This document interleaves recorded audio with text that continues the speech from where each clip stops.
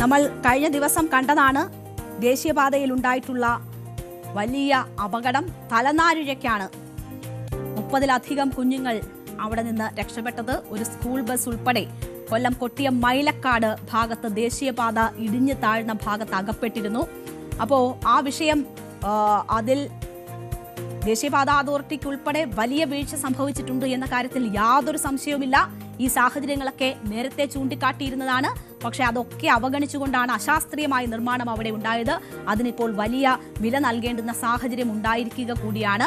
2 ദിവസത്തിനകം അവിടെ ഗതാഗത യോഗ്യമാക്കും എന്നതാണ് കരാർ കമ്പനിയായ ശിവാലയ കൺസ്ട്രക്ഷൻസ് അറിയിച്ചിരിക്കുന്നത്. ജില്ലാ കളക്ടർ വിളിച്ചു ചേർത്ത യോഗത്തിലാണ് ഈ കമ്പനി ഇക്കാര്യം അറിയിച്ചത്. അപകട കാരണം കണ്ടെത്താൻ ദേശീയപാത അതോറിറ്റിയുടെ വിദഗ്ധ സംഘം സ്ഥലം സന്ദർശിക്കുകയും ചെയ്തിരിക്കുന്നു.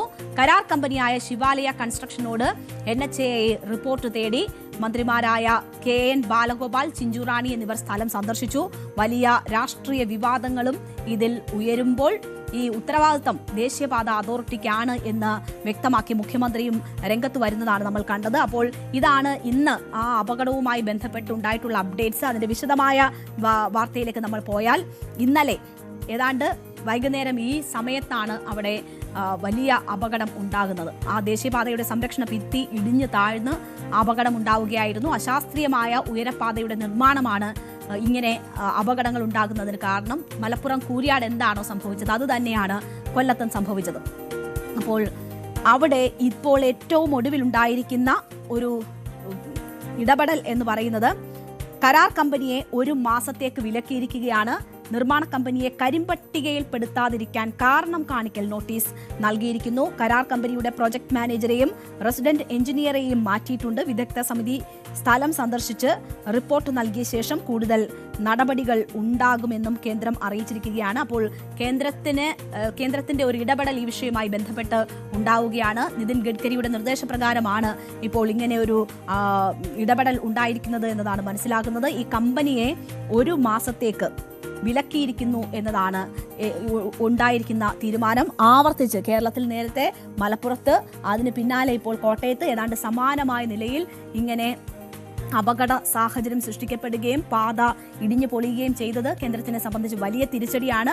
അവിടെയാണ് ഇപ്പോൾ അങ്ങനെ ഒരു മുഖം രക്ഷിക്കൽ നടപടികളിലേക്ക് കടക്കുന്നത്. അത് കരാർ കമ്പനിയെ വിലക്കിക്കൊണ്ടുള്ള തീരുമാനം.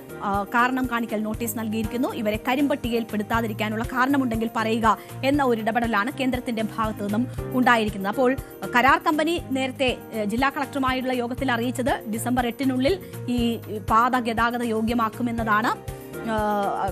കരാർ കമ്പനി 2 ദിവസത്തെ സമയം ചോദിക്കുമ്പോൾ NHAI പറഞ്ഞത് ഡിസംബർ 8-നുള്ളിൽ ഇവിടം ഗതാഗത യോഗ്യമാക്കുമെന്ന ഒരു ഉറപ്പാണ് ദേശീയപാത അതോറിറ്റി നൽകിയത്. മൈലക്കാട് വാഹന ഗതാഗതം നിയന്ത്രിക്കാൻ ട്രാഫിക് വാർഡന്മാരെ നിയമിക്കും. അപകട സാധ്യതയുള്ള മറ്റ് സ്ഥലങ്ങളിൽ സംയുക്ത സംഘം പരിശോധന നടത്തും. ഇതിനുശേഷം NHAIയുടെ വിദഗ്ധ സംഘം പരിശോധന നടത്തുമെന്നും അതോറിറ്റി വ്യക്തമാക്കി. നാളെ വൈകിട്ടോടെ സർവീസ് റോഡിന്റെ പുനർനിർമ്മാണം പൂർത്തിയാക്കുമെന്ന ഒരു തീരുമാനമുണ്ടായിട്ടുണ്ട്. മറ്റന്നാൾ സർവീസ് റോഡിലൂടെയുള്ള ഗതാഗതം സാധാരണ നിലയിലാക്കും എന്നതുമാണ് അറിയിച്ചിട്ടുള്ളത്. ജില്ലാ കളക്ടർ വിളിച്ചു ചേർത്ത യോഗത്തിലാണ് ഇക്കാര്യം അറിയിക്കുന്നത്. അപ്പോൾ വളരെ വേഗത്തിൽ തന്നെ അവിടെ ഗതാഗത യോഗ്യമാക്കാനുള്ള നീക്കങ്ങൾ നടക്കുന്നു. നമുക്കറിയാം ദേശീയപാതയിലാണ് ഈ സംഭവം ഉണ്ടായിട്ടുള്ളത്. അതുകൊണ്ട് തന്നെ തിരുവനന്തപുരത്തു നിന്ന് വടക്കോട്ടും അവിടെ നിന്ന് തെക്കോട്ടും ഒക്കെയുള്ള യാത്രയെ വലിയ രീതിയിൽ ഇത് ബാധിച്ചിട്ടുണ്ട്. MC റോഡ് വഴിയൊക്കെ ഗതാഗതം തിരിച്ചുവിടുന്ന സാഹചര്യമാണ്. അതുകൊണ്ട് തന്നെ വളരെ വേഗത്തിൽ അവിടം ഗതാഗത യോഗ്യമാക്കാനുള്ള നടപടികളാണ് ഇപ്പോൾ നടക്കുന്നത്. അതിനുശേഷമായിരിക്കും ഈ പുനർനിർമ്മാണം എങ്ങനെ വേണമെന്ന കാര്യത്തിൽ തീരുമാനം ഉണ്ടാവുക. മലപ്പുറത്ത് വയഡക്റ്റ് വഴിയുള്ള നിർമ്മാണമാണ് അതിനൊരു പരിഹാരം എന്ന രീതിയിൽ കണ്ടെത്തുകയും പിന്നീട് അങ്ങനെയുള്ള നിർമ്മാണം ഇപ്പോൾ അവിടെ പുരോഗമിച്ചുകൊണ്ടിരിക്കുകയാണ്. കൊല്ലത്തിന്റെ സാഹചര്യം മനസ്സിലാക്കി സോയിൽ ടെസ്റ്റ് ഉൾപ്പെടെയൊക്കെ നടത്തി വേണം അവിടെ ഇനി ഏത് തരത്തിലുള്ള നിർമ്മാണം എന്ന കാര്യത്തിലേക്ക് ഒരു തീരുമാനം എത്താൻ. അതിന് വിദഗ്ധ സംഘത്തിന്റെ പരിശോധനകൾ ആവശ്യമാണ്. ഇപ്പോൾ 2 അംഗ സംഘം ഇതിനോടകം പരിശോധന നടത്തിയെന്ന വിവരം വരുന്നു. കൂടുതൽ പരിശോധനകൾ ഇതുമായി ബന്ധപ്പെട്ടുണ്ടായി. അതിനുശേഷമായിരിക്കും ഒരു അന്തിമ തീരുമാനത്തിലേക്ക് എത്തുക. സംഭവത്തിൽ അടിയന്തര നടപടി ആവശ്യപ്പെട്ട് കേന്ദ്രമന്ത്രിക്ക് പൊതുമരാമത്ത് മന്ത്രി മുഹമ്മദ് റിയാസ് കത്തയച്ചിരുന്നു. കേന്ദ്ര ഉപരിതല ഗതാഗത വകുപ്പ് മന്ത്രി നിതിൻ ഗഡ്കരിക്ക് ഈ കത്ത് അയച്ചതിന്റെ അടിസ്ഥാനത്തിലാണ് ഇപ്പോൾ ഈ ഇടപെടലുകൾ ഉണ്ടായിരിക്കുന്നത്. വിഷയത്തിൽ കേന്ദ്രത്തിന്റെ അടിയന്തരമായ ഇടപെടൽ ഒപ്പം തന്നെ നടപടി ഉണ്ടാകണമെന്ന ആവശ്യം മന്ത്രി ഉന്നയിച്ചിരുന്നു. അതിന്റെ കൂടി അടിസ്ഥാനത്തിലാണ് കേന്ദ്രം ഇടപെടുന്നത്. ദേശീയപാത 66 നിർമ്മാണം സമയബന്ധിതമായി പൂർത്തിയാക്കുന്നതിനൊപ്പം ഗുണനിലവാരവും സുരക്ഷാ ക്രമീകരണങ്ങളും ഉറപ്പുവരുത്തണമെന്ന ആവശ്യം കൂടി പൊതുമരാമത്ത് മന്ത്രി ഇതുമായി ബന്ധപ്പെട്ട് ഉയർത്തിയിരുന്നു. ദേശീയപാത ഇടിഞ്ഞു താഴ്ന്നതിൽ അടിയന്തര അന്വേഷണം വേണമെന്നും പൊതുമരാമത്ത് സെക്രട്ടറിക്ക് മന്ത്രി നിർദ്ദേശം നൽകിയിരുന്നു. ആ ഇടപെടലുകളാണ് സംസ്ഥാനത്തിന്റെ ഭാഗത്തുനിന്ന് ഈ വിഷയത്തിൽ ഉണ്ടായിരിക്കുന്നത്. അപ്പോൾ കൊല്ലം കൊട്ടിയം വയലക്കാട് ദേശീയപാത തകർന്നത് കേരളത്തിന്റെ തലയിലിടാൻ ഉള്ള ശ്രമം, അതായത് കേരളത്തിന്റെ ഉത്തരവാദിത്തമാണ് എന്ന നിലയിൽ ചർച്ചകൾ വരുന്നുണ്ട്. പ്രതിപക്ഷം ആ രീതിയിലുള്ള ആരോപണങ്ങൾ ഉന്നയിക്കുന്നുണ്ട്. വി.ഡി. സതീശൻ ഇതുമായി ബന്ധപ്പെട്ട് വലിയ വിമർശനമാണ് ഉന്നയിച്ചിരിക്കുന്നത്. കാരണം കേരളത്തിന്റെ മേൽ ഇടുന്നില്ല ഞങ്ങൾ ഇതിന്റെ ഉത്തരവാദിത്തം, കാരണം സംസ്ഥാനത്തിന് ഉത്തരവാദിത്തമുണ്ട്. കാരണം ഈ വിഷയത്തിൽ ഇവിടെ നടക്കുന്ന നിർമ്മാണം എങ്ങനെയാണ് നമുക്ക് ഉതകുന്നതാണോ അല്ലയോ എന്ന് പരിശോധിക്കാനോ അക്കാര്യത്തിൽ തിരുത്തലുകൾ ഉണ്ടെങ്കിൽ അത് കേരളത്തെ ബോധ്യപ്പെടുത്താനോ ഒന്നും ഇവിടെ ശ്രമം നടക്കുന്നില്ല. ഇതൊരു കൂട്ടുത്തരവാദിത്തമാണ് അവർക്ക്. അപ്പോൾ ആ രീതിയിൽ സംസ്ഥാന സർക്കാരിനെ വിമർശന മുനയിൽ നിർത്താനാണ് പ്രതിപക്ഷ നേതാവ് ശ്രമിച്ചത്. അതിനുള്ള മറുപടി മുഖ്യമന്ത്രി നൽകുന്നുണ്ട്. അപ്പോൾ ഈ പാത തകർന്നത് കേരളത്തിന്റെ തലയിലിടാമെന്ന് കരുതേണ്ട എന്നതാണ് മുഖ്യമന്ത്രി പറഞ്ഞത്. നിർമ്മാണ കാര്യങ്ങൾ നിർവഹിക്കുന്നത് ദേശീയപാത അതോറിറ്റിയാണ്. ചിലയിടങ്ങളിൽ ദേശീയപാത അതോറിറ്റിയുടെ കണക്കുകൂട്ടലുകൾ തെറ്റി എന്നതാണ് അനുഭവം എന്നതാണ് മുഖ്യമന്ത്രി പ്രതിപക്ഷ നേതാവിന്റെ ആരോപണത്തിന് നൽകുന്ന മറുപടി. ഇപ്പം നാഷണൽ ഹൈവേ അതോറിറ്റി എന്ന് പറയുന്നത് അതിന്റെ നിർമ്മാണ കാര്യങ്ങളൊക്കെ നിർവഹിക്കുന്നത് നാഷണൽ ഹൈവേ അതോറിറ്റി തന്നെയാണ്. തൽക്കാലം അതൊന്ന് കേരളത്തിലെ ഗവൺമെന്റിന്റെ പുള്ളിക്കിടാം എന്നൊരു താല്പര്യത്തിന്റെ ഭാഗമാണ് ഈ ചോദ്യം എന്ന് മനസ്സിലായി. പക്ഷെ വഴിയില്ല. കാരണം പറയട്ടെ അതിനൊരു വഴിയുമില്ല. കാരണം എല്ലാ കാര്യങ്ങളും നിർവഹിക്കുന്നത് അവരാണ്. അതിനവർക്ക് കൃത്യമായ സംവിധാനങ്ങളുണ്ട്.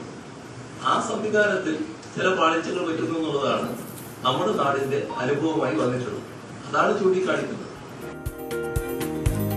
അപ്പോൾ മുഖ്യമന്ത്രി ഇങ്ങനെയാണ് മറുപടി പറയുന്നത്. വി.ഡി. സതീശൻ പക്ഷേ ഇത് സംസ്ഥാന സർക്കാരിന്റെ വീഴ്ചയാണ് എന്ന് ചൂണ്ടിക്കാട്ടുകയാണ്. കേന്ദ്രവും സംസ്ഥാനവും തമ്മിൽ പല പാലങ്ങളുണ്ട്. അതിൽ ആദ്യത്തേതാണ് ദേശീയപാത. മറ്റൊന്ന് ജോൺ ബ്രിട്ടാസ് എന്ന നിലയിൽ കേന്ദ്രവും സംസ്ഥാനവും തമ്മിലുള്ള ബന്ധം ചൂണ്ടിക്കാട്ടിക്കൊണ്ടുള്ള ഒരു വിമർശനമാണ് ഈ വിഷയത്തിൽ പ്രതിപക്ഷ നേതാവ് നടത്തിയത്. അതേസമയം കെ.എൻ. ബാലഗോപാൽ ഈ വിഷയവുമായി ബന്ധപ്പെട്ട് പറയുന്നത് ഈ തകർച്ചയ്ക്ക് കാരണം ഡിസൈനിലെ തകരാറാണ് എന്നതാണ്. ചവിട്ടിയാൽ താഴ്ന്നു പോകുന്ന ചതുപ്പ് മണ്ണിൽ അവലംബിക്കേണ്ട ഡിസൈൻ അല്ല ഇവിടെ ഉണ്ടായിരുന്നത് എന്നതാണ് മനസ്സിലാകുന്നത്. സമാന പ്രശ്നമുള്ള മറ്റിടങ്ങളിലും പരിശോധന നടത്തുകയും അവിടെ ആ കാര്യങ്ങൾ മാറ്റി നിർമ്മാണം നടത്തുകയും വേണം എന്ന ഒരാവശ്യമാണ് ധനമന്ത്രി മുന്നോട്ട് വയ്ക്കുന്നത്. കളക്ടറോട് ഇന്നലെ സംസാരിച്ചിരുന്നു.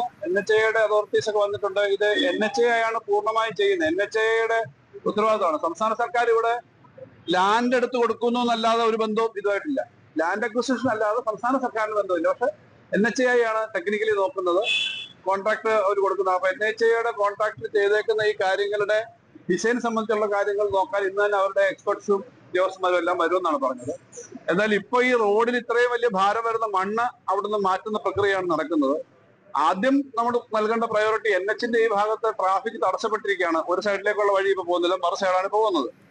അപ്പൊ ആ മണ്ണും ഇത്രയും കൂടി നിൽക്കുന്ന സാധനങ്ങൾ മാറ്റിക്കഴിഞ്ഞാൽ, മണ്ണ് മാറ്റി അവര് ഈ സ്ഥലം ഈ വെയിറ്റും അപകട രംഗം മാറ്റിക്കഴിഞ്ഞാൽ അത് അത്യാവശ്യം യാത്ര ചെയ്യാനുള്ള ടാർ ചെയ്ത് ശരിയാക്കാൻ പറ്റുക എന്നുള്ളതാണ് ആദ്യം ചെയ്യേണ്ടത്. അല്ലെങ്കിൽ NHന്റെ തടസ്സപ്പെടും. അപ്പോ കേന്ദ്രത്തിനാണ് NHAIക്കാണ് ഉത്തരവാദിത്തമെന്ന് സംസ്ഥാന സർക്കാർ ചൂണ്ടിക്കാട്ടുമ്പോൾ സംസ്ഥാന സർക്കാരിനാണ് ഉത്തരവാദിത്തമെന്ന് പ്രതിപക്ഷം ചൂണ്ടിക്കാട്ടുന്നു. ആ ഉത്തരവാദിത്തം ആർക്കാണ് എന്ന ആരോപണ പ്രത്യാരോപണങ്ങൾ ഒരു ഭാഗത്ത് നടക്കുന്നുണ്ട്. പക്ഷേ ഇതിന്റെയൊക്കെ ബുദ്ധിമുട്ട് അനുഭവിക്കുന്നത് സാധാരണക്കാരായ മനുഷ്യരാണ്. നമ്മൾ ഇന്നലെയും കേട്ടു കുഴിയിൽ വീണുള്ള മരണവും മറ്റുമൊക്കെ. എത്രയെത്ര ഇടങ്ങളിലാണ് ഈ പാതകളുടെ പ്രശ്നം മൂലം അപകടങ്ങൾ ഉണ്ടാകുന്നത്. സംസ്ഥാനത്തെ റോഡ് അപകടങ്ങളുടെ ഒരു കണക്ക് തന്നെ എടുത്താൽ മരണനിരക്കിലും ഈ അപകടങ്ങളുടെ എണ്ണത്തിലും കഴിഞ്ഞ 4 വർഷം വലിയ വർധനവ് ഉണ്ടാക്കുന്നു എന്നതാണ് കണക്കുകൾ സൂചിപ്പിക്കുന്നത്. വലിയ ആശങ്കയായി തന്നെ അത് മാറുന്നുണ്ട്. കേരള പോലീസിന്റെ കണക്കുകൾ പ്രകാരം 2025 ഒക്ടോബർ വരെ മാത്രം സംസ്ഥാനത്ത് 41,372 അപകടം റിപ്പോർട്ട് ചെയ്തിട്ടുണ്ട്. അപ്പോൾ ഈ അപകടങ്ങളിൽ 3050 പേർക്ക് ജീവൻ നഷ്ടപ്പെടുന്ന ഒരു സാഹചര്യവും ഉണ്ടായിട്ടുണ്ട്. 47,002 പേർക്ക് പരിക്കേൽക്കുകയും ചെയ്തു. അപ്പോൾ 2020 റിപ്പോർട്ട് ചെയ്യപ്പെട്ടത് 27,877 അപകടങ്ങളാണ്. അതാണ് ഇങ്ങനെ ക്രമേണ കൂടി ഏതാണ്ട് അതിന്റെ ഇരട്ടിയോളമായി മാറുന്ന സാഹചര്യം. 2024 48,900 അപകടം. അപ്പോൾ 4 വർഷം കൊണ്ട് അപകടങ്ങളുടെ എണ്ണത്തിൽ തന്നെ ഏതാണ്ട് 70% വർധന രേഖപ്പെടുത്തിയിരിക്കുന്ന സാഹചര്യമാണുള്ളത്. അപ്പോൾ പാതകൾ ശരിയല്ല, വഴിവിളക്കുകൾ ഇല്ല. ഈ പാതകളുടെ നവീകരണം വരുമ്പോൾ അടിസ്ഥാന സൗകര്യങ്ങൾ ഒരുക്കി അല്ലെങ്കിൽ അതിന് വഴിതിരിച്ചു വിടാനും അതിനുള്ള ലാൻഡ്മാർക്കുകൾ വെക്കാനും മുന്നറിയിപ്പുകൾ നൽകാനുമുള്ള സംവിധാനങ്ങളൊന്നും ഒരുക്കില്ല.